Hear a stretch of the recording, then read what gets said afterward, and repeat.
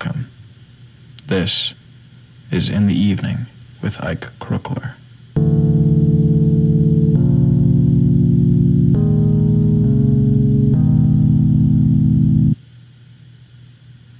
This story is about 6 little girls between the ages of 11 and 11 3/4. They all went to the same school, all watched the same shows, listened to the same music, and had vaguely similar names. Life was easy on them, as it should have been. They all went to a good school, had shiny, sunny futures ahead of them, no doubt. They all had parents who were there for them. And when they weren't, they had each other. They were inseparable. And every few weeks they'd have a big sleepover together. Pretty classic stuff. They moved as a herd, a flock. It's clear that they had each other's backs. Because of all this, it's hard to say whether what happened was a tragic twist of fate or cruel destiny, if you believe in that sort of thing. It was the night of October 2nd, and to a child on October 2nd, Halloween is only minutes away. There's a thick stench in the air that exudes Halloween, and soon after the end of the month, will inevitably and swiftly grow sickly minty and start to stink of Christmas instead. One could say that the life of a young child is strung haphazardly between color-coordinated holidays. Amelia Thornton lived a bit like that. But to anyone who knew her, it was obvious she got a bit more excited around Halloween than any other time of the year. Her month wasn't going great so far, though. Amelia had found out in September that for this year's phys ed class, she, through some colossal cosmic mistake, had been sorted into a class with none of her core 5 friends. Since she already had a dislike for strenuous physical activities, especially jump rope, and since she fancied herself the alpha female of the group of 6, this put a sizable pebble in her shoe. Every moment she spent in that phys ed class, every time she had to lace up her runners, every bead of sweat that collected under her arms and around her forehead made her worry about her skin breaking out, which she didn't have to because she was still a ways away from hitting puberty.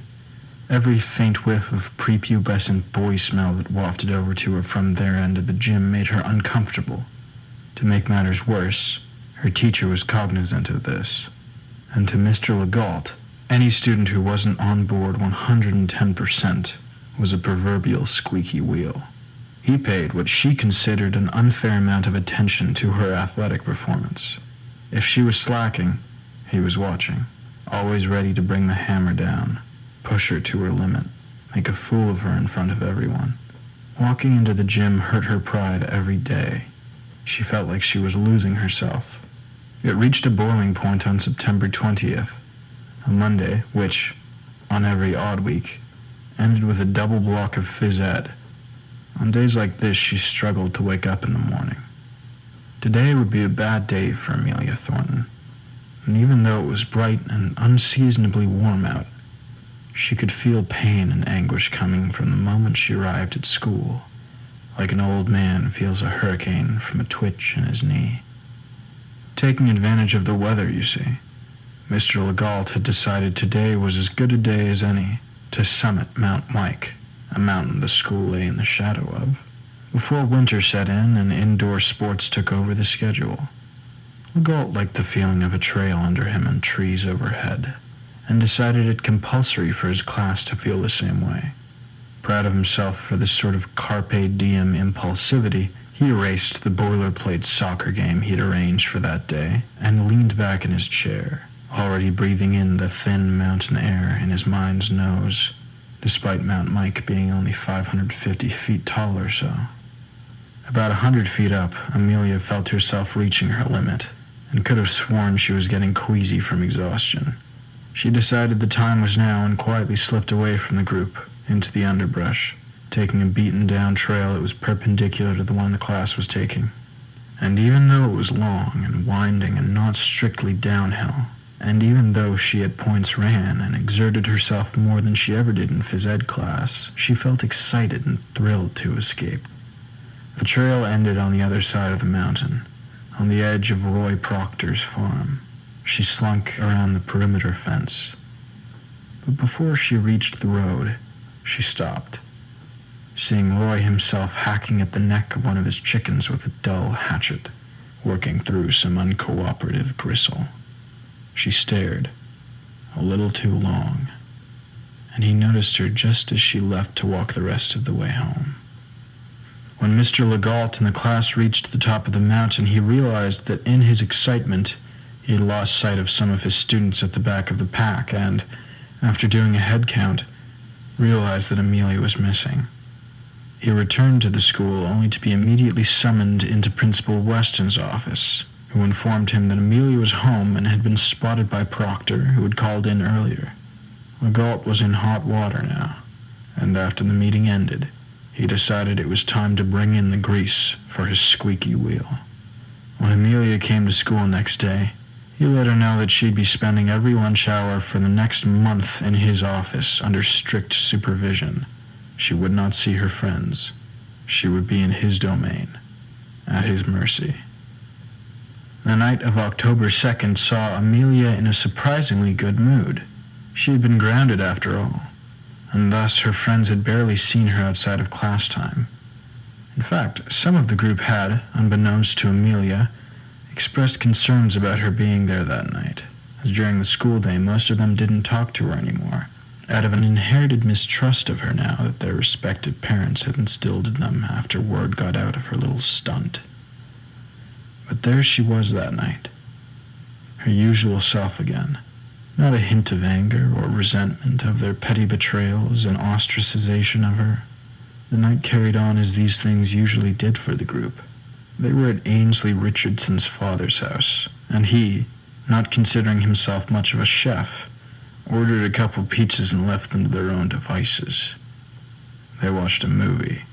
They drank sodas. At 10, he told them to go to bed, and then he left them in Ainsley's room and fixed himself a drink. It's hard to say exactly what transpired between them and 4:30 that morning, but things, it would seem, started to move pretty fast for the 6 girls. They turned out the lights and whispered to each other for a while, and after some time and discussion, Amelia's voice prevailed, and the rest simply listened. Roy Proctor woke up in the wee hours of the morning to some uncertain sounds coming from the edge of his property. He went out in the heavy rain with his gun, fearing some form of carnivorous wildlife had invaded. After some searching and listening, he headed for his chicken coop. What he found there was really quite the thing. Household candles were placed evenly around the perimeter of the coop and lit. There was blood everywhere. Chicken blood. Guts. Gizzards.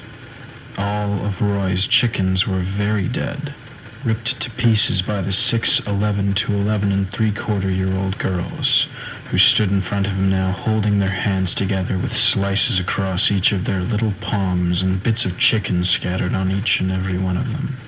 Kitchen knives, Swiss Army knives, and pairs of scissors, some dull and curved, designed for safe use by children, lay by their feet.